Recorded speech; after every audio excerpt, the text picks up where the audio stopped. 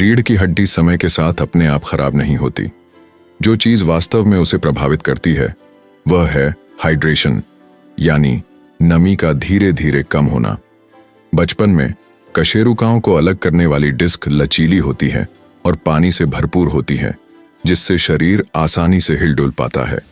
वर्षों के साथ और खासकर लंबे समय तक बैठे रहने, बिना मुद्रा या कोण बदले, ये डिस्क नमी खोने लगती है, दब जाती है और कम लचीली हो जाती है।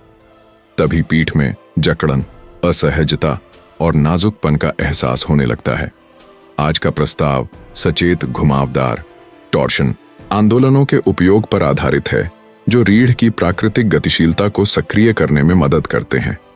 ये कोमल घुमाव एक पंपिंग तंत्र की तरह काम करते हैं, जमा हुआ तनाव मुक्त करते हैं और ऊतकों तक पोषक तत्वों के पहुंचने में सहायता करते हैं, जिससे हल्कापन और चलने फिरने की क्षमता लौटती है। उद्देश्य एक कठोर पीठ को मजबूत और अनुकूल संरचना में बदलना है, जो दैनिक मांगों का बेहतर ढंग से सामना कर सके। किसी भी घुमाव को करने से पहले शरीर को तैयार करना बहुत जरूरी है। ठंडे शरीर के साथ रीढ़ को हिलाने की कोशिश उल्टा असर डाल सकती है, ठीक वैसे ही जैसे किसी कठोर सामग्री को बिना गर्म किए जोर से मोड़ना। इसीलिए कम से कम 1 मिनट का सचेत वार्म अप करने की सलाह दी जाती है, जो पूरे शरीर को सक्रिय करे और जोड़ों को जगाए, विशेष रूप से कमर के निचले हिस्से पर ध्यान देते हुए। शुरू करने के लिए पैरों को जमीन पर मजबूती से रखें और कमर को धीरे धीरे एक तरफ से दूसरी तरफ घूमने दें। घुटनों को हल्का सा मोड़ें और शरीर को स्वाभाविक रूप से उछलने दें, जिससे हल्का कंपन पैदा हो। बाहें धड़ के चारों ओर बिना किसी तनाव के स्वतंत्र रूप से झूल सकती हैं। ये सरल आंदोलन पीठ के निचले हिस्से को चिकनाई देता है और रीढ़ को बड़े अभ्यासों के लिए तैयार करता है, हमेशा आराम और नियंत्रण की भावना के साथ। घूमते हुए हाथों को पीछे की ओर पीठ के निचले हिस्से और आगे की ओर पेट को हल्के से छूने दें। आंदोलन को जोर से करने की कोशिश न करें। शरीर के प्राकृतिक झूल को ही लय तय करने दें। उद्देश्य कमर के निचले हिस्से के घुमाव को तैयार करना है, जैसे उस क्षेत्र को सक्रिय होने का एक संकेत देना। जब यह सहज लगे तो धीरे धीरे गति कम करें और पूरी तरह रुक जाएं। अब हम इस क्रम के मुख्य अभ्यास पर आते हैं, जो कमर के निचले हिस्से को मुक्त करने और लंबे समय तक बैठे रहने से जमा तनाव को कम करने पर केंद्रित है। यह विशेष रूप से उन लोगों के लिए उपयोगी है जो दिन का बड़ा हिस्सा गाड़ी चलाते हुए या डेस्क के सामने बिताते हैं, क्योंकि यह शरीर को फिर से गतिशीलता और शारीरिक जागरूकता प्राप्त करने के लिए आमंत्रित करता है। कल्पना करें कि आपकी कमर के चारों ओर एक रस्सी बंधी है और उसके दूसरे सिरे से कोई बड़ी शक्ति विपरीत दिशा में खींच रही है। बात बाजुओं से जोर लगाने की नहीं है, बल्कि आधार से शरीर को व्यवस्थित करने और रीढ़ को समन्वित रूप से भाग लेने देने की है। पैरों को स्थिर रखें और धड़ को दाईं ओर घुमाएं। घुटनों को हल्के मोड़ के साथ घुमाव का साथ देने दें। उन्हें जकड़ने से बचें, क्योंकि पैरों की कोमलता जमीन से शरीर के केंद्र तक शक्ति को अधिक सुरक्षित तरीके से पहुंचने देती है। दाएं पैर को दाईं ओर मोड़ें, उस घुटने को थोड़ा सा मोड़ें और वजन को हल्का आगे बढ़ने दें। बायां पैर अधिक सीधा रहता है और सहारा देता है। साथ ही दाएं हाथ को आगे की ओर फैलाएं, मुट्ठी बंद रखते हुए, जैसे आप किसी ठोस चीज को पकड़ रहे हों, जबकि बायां हाथ उसी तरह पीछे की ओर जाता है। यहां से पूरे शरीर में एक सर्पिल जैसी अनुभूति पैदा करें। आंदोलन को पीछे की ओर समेटें और महसूस करें कि घुमाव टखने से शुरू होकर मुड़ी हुई टांग से ऊपर उठता है, कूल्हे को पार करता है और कमर के निचले हिस्से तक पहुंचता है। उद्देश्य एक नियंत्रित घुमाव बनाना है, मजबूत लेकिन बिना किसी असुविधा के। इस स्थिति को कुछ सेकंड तक धीमे और निरंतर बनाए रखें, हमेशा शांत और सहज सांस लेते हुए।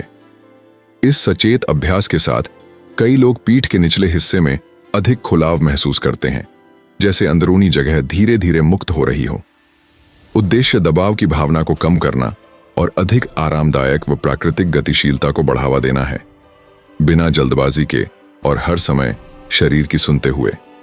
पीठ के निचले हिस्से की ओर एक गहरी सांस लें और सांस छोड़ते समय शरीर को धीरे से केंद्रीय अक्ष पर वापस आने दें।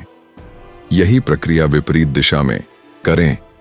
अब बाईं ओर घूमते हुए बाईं टांग आगे और मुड़ी हुई हो, जबकि दाईं टांग अधिक सीधी रहे। बाजुओं के आंदोलन को फिर से समन्वित करें, घुमाव को समेटें, मोड़ बनाएं और नियंत्रण के साथ केंद्र में लौटें। जब रीढ़ का आधार मुक्त हो जाए तो अब काम को ऊपरी हिस्से की ओर ले जाने का समय है। आधुनिक जीवन के सबसे आम असंतुलनों में से एक है स्क्रीन और लंबे समय तक निष्क्रिय रहने से पैदा हुई झुकी हुई मुद्रा, जिसमें कंधे आगे की ओर आ जाते हैं और छाती सिकुड़ जाती है। अगला अभ्यास इस पैटर्न का सीधा जवाब है, जो वक्षीय क्षेत्र और कंधों में खुलाव और संरेखण को फिर से पाने में मदद करता है। कल्पना करें कि आपके सामने एक भारी सतह है जिसे आपको धकेलना है। हाथों को कंधों की ऊंचाई तक उठाएं और उंगलियों को दृढ़ता से फैलाएं। सांस छोड़ते हुए आगे की ओर धक्का दें जब तक कि बाजू पूरी तरह सीधे न हो जाए। यह महसूस करते हुए कि ऊपरी पीठ फैल रही है और कंधों की हड्डियां, स्कैपुला, एक दूसरे से दूर हो रही हैं। यह इशारा जमा हुए तनाव को छोड़ने और पीठ में जगह बनाने के लिए आमंत्रित करता है। सांस लेते समय कोहनियों को पीछे की ओर मोड़ें, उन्हें धड़ के पास फिसलाते हुए जैसे आप चप्पू चला रहे हों। छाती को खुलने दें, कोहनियों को जितना हो सके पीछे ले जाएं और महसूस करें कि कंधों की हड्डियां रीढ़ की ओर पास आ रही हैं। उरोस्थी, स्टर्नम हल्के से आगे बढ़ती है, जिससे सांस लेने में विस्तार की अनुभूति होती है और छाती पर दबाव कम होता है। एक स्थिर और प्रवाहपूर्ण लय बनाए रखें। धक्का दें ताकि पीठ मुक्त हो और पीछे खींचें ताकि छाती फैल सके। यह निरंतर गति पसलियों के पिंजरे के लिए पंपिंग की तरह काम करती है। ध्यान रखें कि कंधे नीचे रहें, कानों से दूर, और हर चरण के साथ सचेत श्वसन जुड़ा हो। सभी गतियां धीमी, नियंत्रित और बिना अनावश्यक प्रयास के होनी चाहिए। इस तैयारी के साथ हम क्रम के सबसे उन्नत अभ्यास तक पहुंचते हैं। एक ऐसा आंदोलन जो समन्वय, गतिशीलता और सजगता को एकीकृत करता है और पूरी श्रृंखला में अपनी गहराई और प्रभाव के लिए जाना जाता है। गहरी सांस लें और श्वास को पीठ के निचले हिस्से की ओर ले जाइए। सांस छोड़ते समय शरीर को धीरे से केंद्र में लौटने दें। इसके बाद वही आंदोलन विपरीत दिशा में करें। बाईं ओर घूमें, बाईं टांग आगे और मुड़ी हुई हो, जबकि दाईं टांग अधिक सीधी रहे। बाजू पहले की तरह ही गति का साथ देते हैं। आंदोलन को समेटें, घुमाव बनाएं और नियंत्रण के साथ केंद्रीय अक्ष पर लौटें। इस क्रिया से रीढ़ का आधार अधिक मुक्त हो जाता है और ऊपरी हिस्सों पर काम करने के लिए तैयार होता है। यहां से ध्यान शरीर के ऊपरी भाग की ओर जाता है, जहां स्क्रीन और उपकरणों के लगातार उपयोग से कई लोगों में तनाव जमा हो जाता है। कंधे आगे की ओर खिसक जाते हैं, छाती सिकुड़ जाती है और मुद्रा में खुलापन कम हो जाता है। अगला अभ्यास इसी पैटर्न का सीधा उत्तर है, जो खुलाव और संतुलन को पुनः प्राप्त करने में मदद करता है। कल्पना करें कि आपके ठीक सामने एक भारी सतह है। हाथों को कंधों की ऊंचाई तक उठाएं और उंगलियों को अच्छी तरह खोलें, जैसे पंजे हों। सांस छोड़ते समय आगे की ओर धक्का दें, बाजुओं को पूरी तरह फैलाते हुए, और महसूस करें कि ऊपरी पीठ फैल रही है तथा कंधों की हड्डियां अलग हो रही हैं। फिर सांस लेते समय कोहनियों को पीछे की ओर ले जाएं, उन्हें धड़ के पास फिसलाते हुए जैसे नाव खेने की क्रिया हो। इस बिंदु पर छाती खुलती है और कंधों की हड्डियां पीठ में हल्के से पास आती हैं। गर्दन को ढीला रखें और कंधों को कानों से दूर, ताकि गति शांत और निरंतर रूप से बहती रहे। यह आगे पीछे की क्रिया वक्षीय क्षेत्र में पंपिंग की अनुभूति पैदा करती है और श्वसन को अधिक व्यापक बनाती है। इस कार्य के बाद क्रम का सबसे संपूर्ण अभ्यास आता है, एक ऐसा आंदोलन जो पूरी रीढ़ को एकीकृत करता है और ध्यान के साथ किए जाने पर गहरी राहत की अनुभूति देता है। यह विशेष रूप से उन लोगों के लिए उपयोगी है जिन्हें बार बार खींचने या मुड़ने की जरूरत महसूस होती है, ताकि पीठ को ढीला किया जा सके। कल्पना करें कि आपकी पीठ के साथ साथ एक लंबी वस्तु टिकी हुई है। दाहिना हाथ उठाएं और उसे सिर के पीछे रखें, जैसे आप ऊपरी हिस्से को थामे हुए हों, जबकि बायां हाथ पीठ के निचले हिस्से पर रखें। वहां से धड़ को घुमाना शुरू करें। ऊपर वाला कोहनी ऊपर और पीछे की ओर जाती है, जबकि नीचे वाला कोहनी नीचे की ओर और विपरीत दिशा में जाती है। सिर भी घुमाव का साथ देता है, नजर को विपरीत एड़ी की ओर ले जाते हुए। यह घुमाव पूरी रीढ़ में महसूस होता है, गर्दन के ऊपरी हिस्से से लेकर आधार तक। इस मुद्रा में शांत श्वसन के साथ बने रहें, भले ही गहरे खिंचाव की हल्की असहजता महसूस हो। जब आंदोलन को खोलते हुए धीरे धीरे केंद्र में लौटते हैं तो शरीर अक्सर हल्केपन की अनुभूति देता है। यही प्रक्रिया दूसरी ओर दोहराए, हाथों की स्थिति बदलते हुए, और फिर शांतिपूर्वक केंद्र में लौटें।